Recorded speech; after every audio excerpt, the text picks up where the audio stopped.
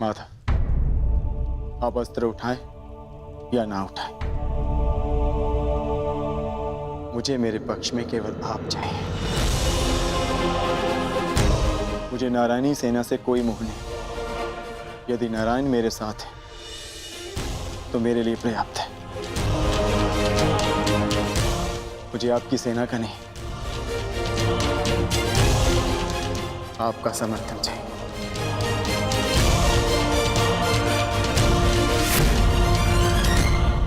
क्या आपको यह विनती स्वीकार है माधव?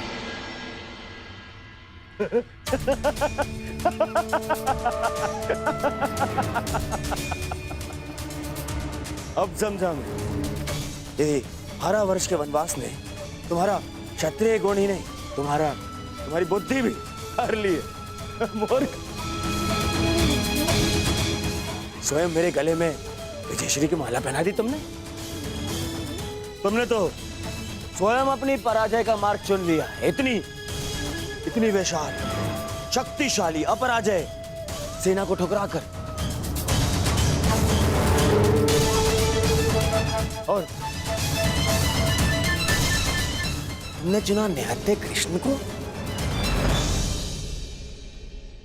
जो अब कदाचित स्वयं की रक्षा भी नहीं कर पाएगा युद्ध में।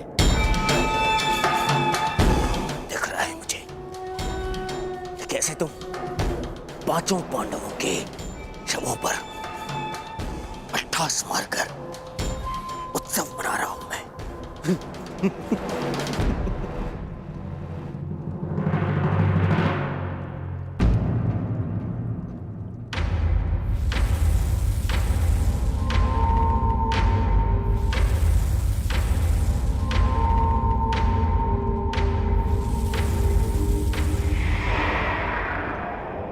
कृष्ण मुस्कुरा रहा है। नहीं, कुछ तो छल है। अब समझा। नारायणी सेना मुझे दे दी, जबकि उसके स्वामी तो आप स्वयं हैं। वो अपने ही स्वामी पर प्रहार कैसे करेगी? उल्टा वो तो हमारी ही सेना को हानि पहुंचाएगी। नहीं, ये छल है ये। नहीं दुर्योधन, यदि ऐसा होता तो मैं पहले ही तुम में से किसी एक को पूर्ण समर्थन दे चुका होता। पक्षपात ना हो इसलिए मैंने अपनी शक्ति को 2 भागों में विभाजित किया है। परंतु क्या है ना वासुदेव, मुझे संदेह है कि आपकी ये सेना मेरा आदेश नहीं मानेगी। अवश्य मानेगी।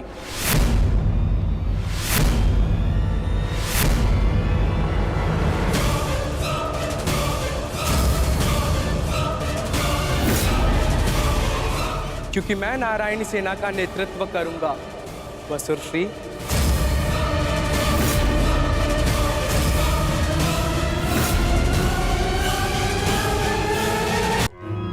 इसलिए मैंने अपनी शक्ति को 2 भागों में विभाजित किया है। परंतु क्या है ना वासुदेव, मुझे संदेह है कि आपकी ये सेना मेरा आदेश नहीं मानेगी। अवश्य मानेगी।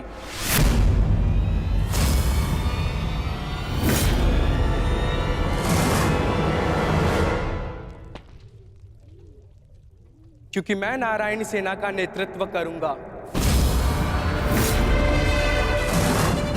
मैं हस्तिनापुर की ओर से युद्ध में भाग लूंगा और नारायणी सेना का सेनापति बनकर निर्देश दूंगा। अब कोई छल नहीं कर पाएगा और ना ही कोई विद्रोह।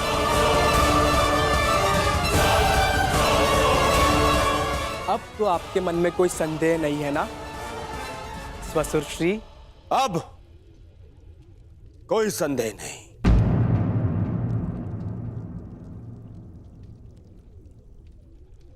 ये विभाजन मुझे स्वीकार है।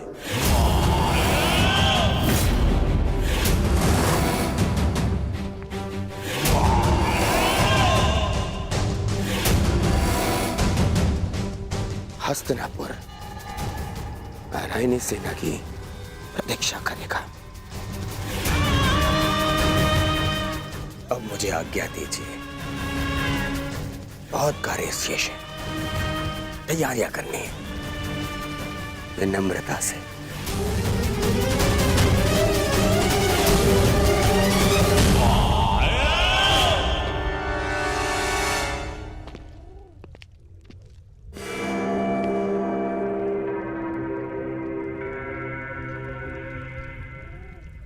तुमने ऐसा क्यों किया पार्थ? मेरे समर्थन के लिए इतना बड़ा त्याग? मुझे ऐसा कुछ नहीं चाहिए माता जो मुझे आपसे दूर करे। ऐसी नारायणी सेना से क्या लाभ जिसमें नारायण ही ना हो? ये धर्म युद्ध है माता, और धर्म वहीं खड़ा होगा जहां आप होंगे। और धर्म की विजय कोई भी सेना नहीं रोक सकती। आप सदैव हमारे मार्गदर्शक रहे हैं। मुझे विश्वास है कि आप विजय का मार्ग अवश्य दिखाएंगे। मैं प्रतीक्षा करूंगा। मुझे ऐसा सुनकर अति प्रसन्नता हुई अर्जुन। लंबी यात्रा से आए, बहुत थक गए हो, जाकर विश्राम कर लो। कुछ प्रहर बाद चले जा। प्रणिपात।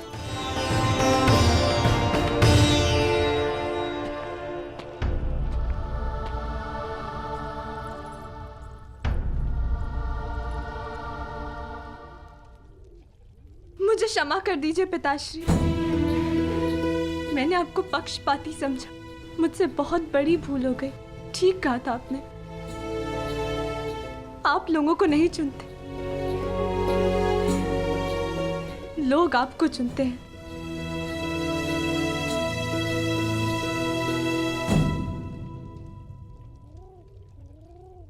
हमारा भविष्य हमारे चुनावों का ही परिणाम होता है पुत्री। जीवन में किस मोड़ पर हम क्या निर्णय चुनते हैं, उससे सिद्ध होता है कि हमें हमारा लक्ष्य मिलेगा या नहीं। परंतु क्या होगा पिताश्री? मैं ऐसा क्या करूं जिससे मेरे पति और मेरे पिता सुरक्षित रहे? कर्म करो लक्ष्मण, फल की चिंता ना करो। तुम्हारे पिता और सांब को उनके कर्मों का फल मिलेगा और अर्जुन को अपने कर्मों का।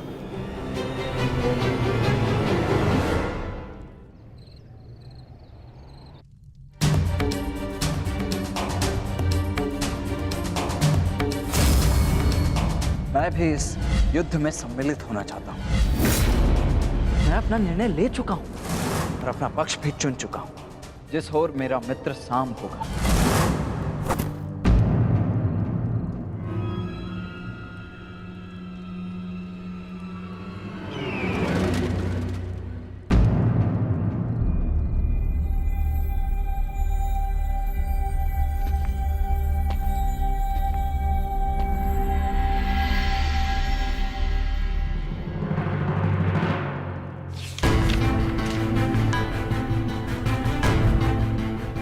अंगराज, युवराज दुर्योधन द्वारका से हस्तिनापुर लौट रहे हैं और सूचना ये है कि नारायणी सेना दुर्योधन के पक्ष में आ गई है और कृष्ण अर्जुन के पक्ष में है। अंगराज, तुम शीघ्र हस्तिनापुर लौटो। युद्ध हस्तिनापुर की सीमा पर है। गांधार राज शकुनी।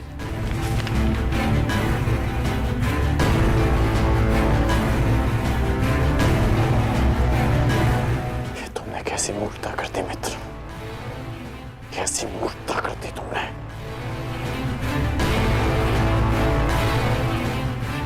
मुझे अभी द्वारका किले प्रस्थान करना होगा।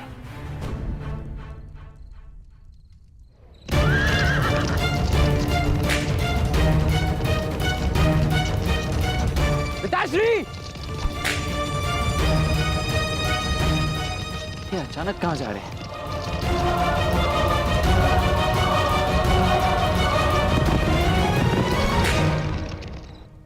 माँ,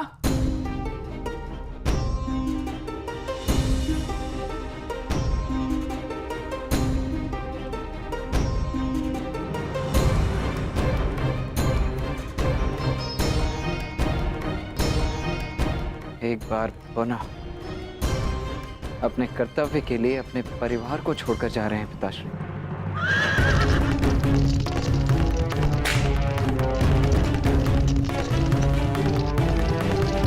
विश्वास नहीं होता, अर्जुन इतना बड़ा मूर्ख है। इतनी सरलता से मुझे नारायणी सेना दे दी। हाँ?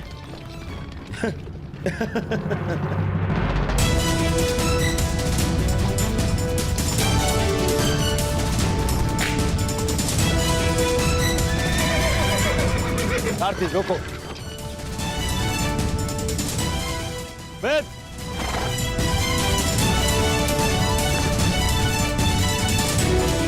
अच्छा हुआ तो मुझे यही मिल गए।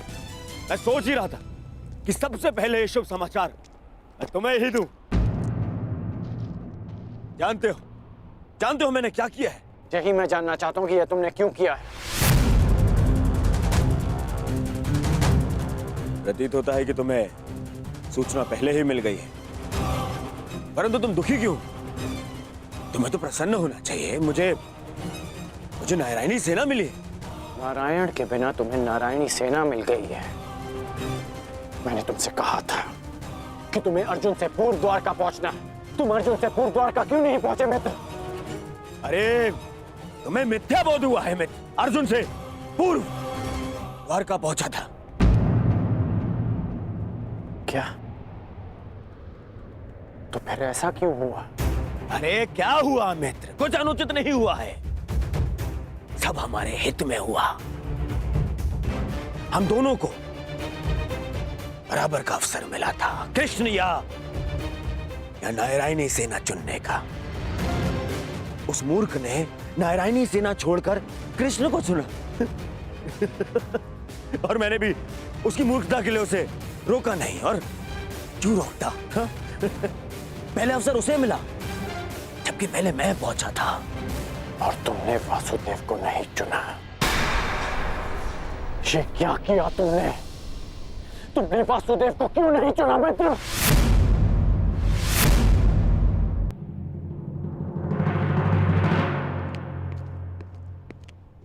उस पाखंडी कृष्णा को ये उपहार दे देना। कहना उसको कि उसके पास मेरी एक वस्तु है जो मुझे चाहिए। तुम्हें चिंता करने की कोई आवश्यकता नहीं है मित्र। अब हमारा सामना कोई नहीं कर सकता है। हमारे पास संसार की सबसे बड़ी और सबसे ताकतवर सेना है, नारायणी सेना, जो आज तक कभी पराजित नहीं हुई। और तुम्हें लगता है कि मैंने कृष्ण को ना चुनकर कुछ अनुचित किया है? वो कृष्ण जो इस युद्ध में शस्त्र भी नहीं उठाएगा। मित्र, तुम जानते हो कि नारायणी सेना आज तक अपराजित क्यों रही है? वो अपराजित रही है केवल वासुदेव के कारण। और आज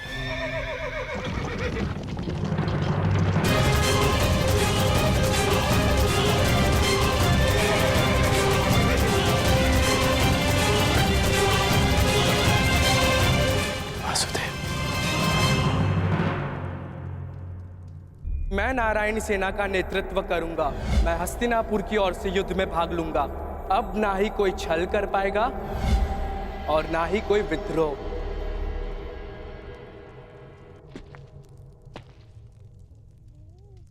प्रणिपात माता। पार्थ, क्या हुआ पार्थ? कुछ भूल गए थे? हाँ माता, मैं आपको बताना भूल गया था कि द्वारका पहुंचने में मुझे विलंब हुआ था, क्योंकि मार्ग में मेरा एक विचित्र घटना से सामना हुआ।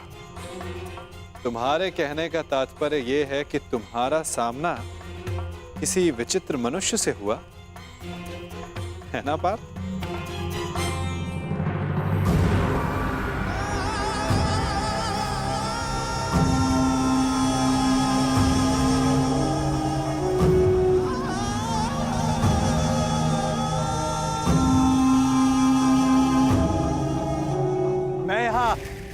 तुम्हारा ही तो कार्य करने आया था युवराज दुर्योधन। मैं वासुदेव, पौंड्रक वासुदेव। पौंड्रक वासुदेव, यही नाम बताया ना उसने?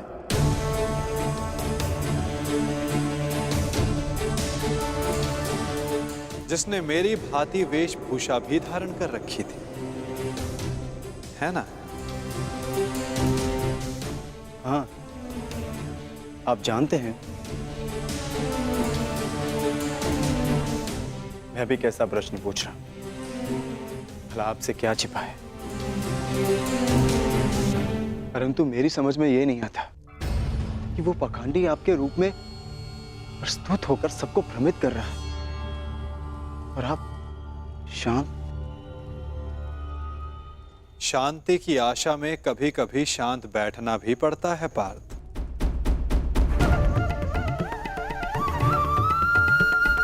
मुझे ज्ञात है कि पौंड्रक मेरे नाम का दुरुपयोग करके सबको भ्रमित कर रहा है, परंतु अवसर सबको मिलना चाहिए अपनी भूल सुधारने का।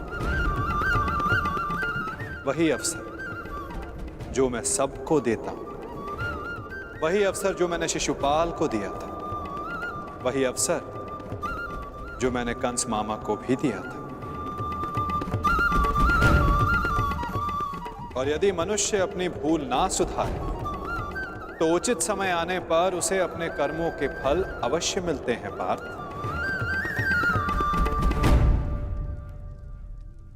अब तुम मुझे पौंड्रक का संदेश सौंप सकते हो पार्थ।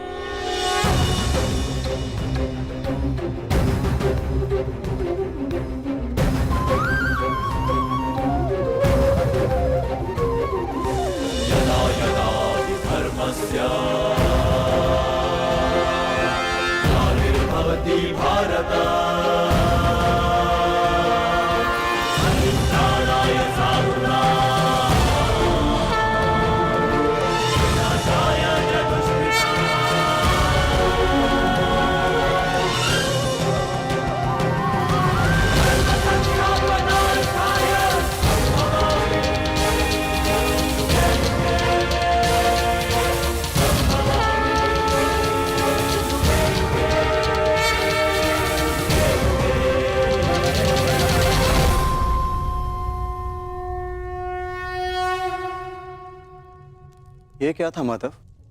पौंड्रक का संदेश पार्थ। संदेश?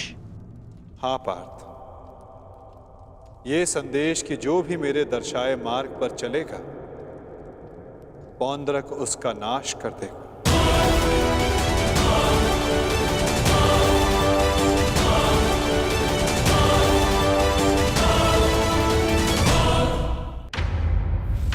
ये वासुदेव नहीं है। कौन है ये मित्र? हमारे मित्र का मित्र है ये पौंड्रक,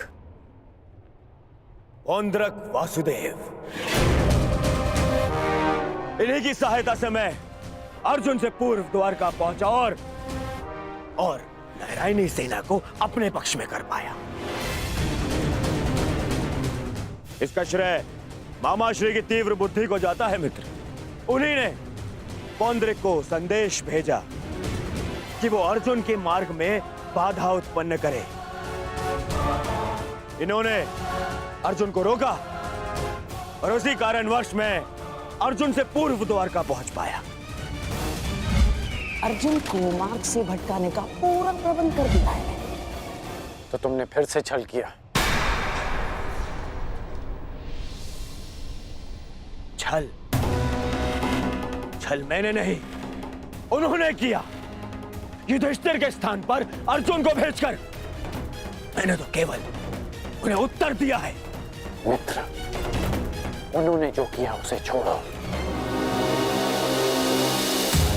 परंतु तुम्हें अवसर मिलने पर भी तुमने वासुदेव के स्थान पर नारायणी सेना को चुना। इसे मूर्खता कहते हैं। मूर्खतापूर्ण बातें तो तुम कर रहे हो अंगराज। वासुदेव तो दुर्योधन के ही पक्ष में है। मैं हूं वास्तविक वासुदेव। पौंड्रक वासुदेव दुर्योधन के ही पक्ष में है। मुझे तुम पर दया आती है अंगराज, दया आती है तुम पर कि मुझे समक्ष पाकर भी तुम उस छलिए कृष्ण की माया में उलझे हुए हो। समझ ही नहीं आता कि ऐसी क्या माया डाली उस छलिए कृष्ण ने कि तुम सत्य देखने को प्रस्तुत ही नहीं हो।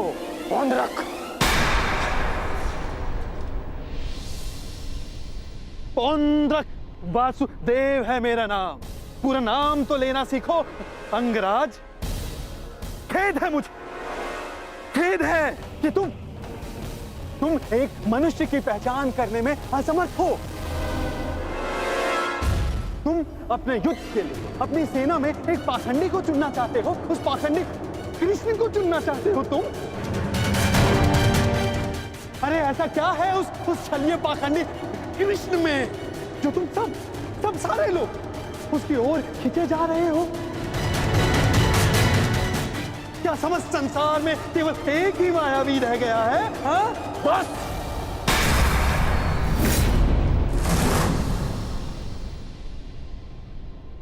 बस तुम करो मित्र, बस।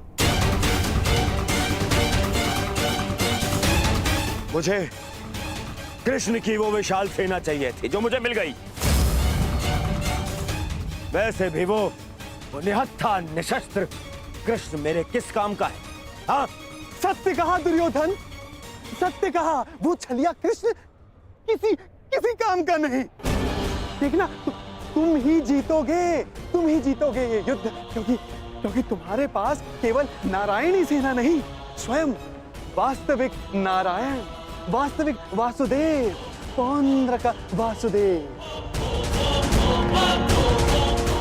वो कृष्ण तो मेरा रूप रखकर सबको भ्रमित करता रहता है। बैरूपिया मात्र है वो तो। उस कृष्ण का तो इस संसार से मैं अब एक और शब्द वासुदेव के विरुद्ध मत कहना।